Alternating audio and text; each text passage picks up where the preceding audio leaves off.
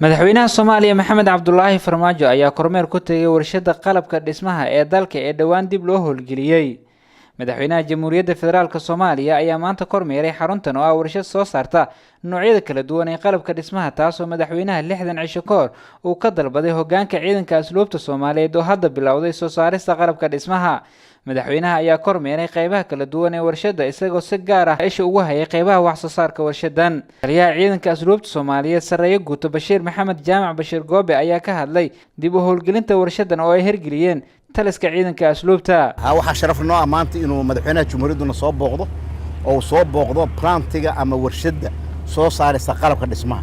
warshadaanu muddo dheer bay fadhisay ilaa 2016 bay fadhisay oo howlgab ahayd.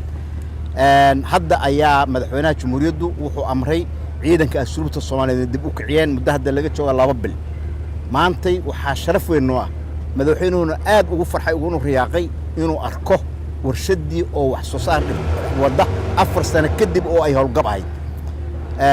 qaybaha noo shaqeeyay waa qaybta muxuu ahaa bulkeetiga, qaybta interloga iyo qaybta tubooyinka iyo qaybta soo saarta.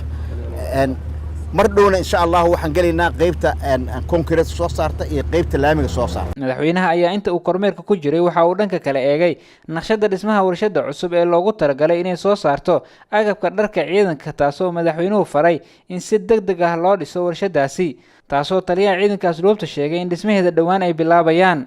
warshad waxaa jirtay ciidanka xoogga dalka Soomaaliya loogu talagalay oo dharka samaysa. warshadaas ayadana muddo ayay maartay aysan lagu guulaysan in la kiciyo. madaxweynaha Jamhuuriyaddu wuxuu amray ciidanka asluubta Soomaaliya inay kiciyaan naqshadii iyo qorshihii waa tusnay. shaqadeena mar waan bilaabaynaa, mar dhowna ciidamada qaranka oo dhan dhar annaga u soo saareen. marka halkaan xaruntan waxay noqon doontaa xarun wax soo saar oo qaranka Soomaaliya leeyahay, gacantan ay ku hayaan ciidanka asluubta Soomaaliyeed. horraanta bishan ayay ahayd markii madaxweynaha Jamhuuriyadda uu kormeeray goobaha danta guud ee ku yaala Muqdisho, kuwaas oo lagu dhisayo ololaha isxilqaan oo madaxweynuhu ugu talagalay dib u dhiska dalka. cabdiraxiin caylaawe, Somali Cable, Muqdisho.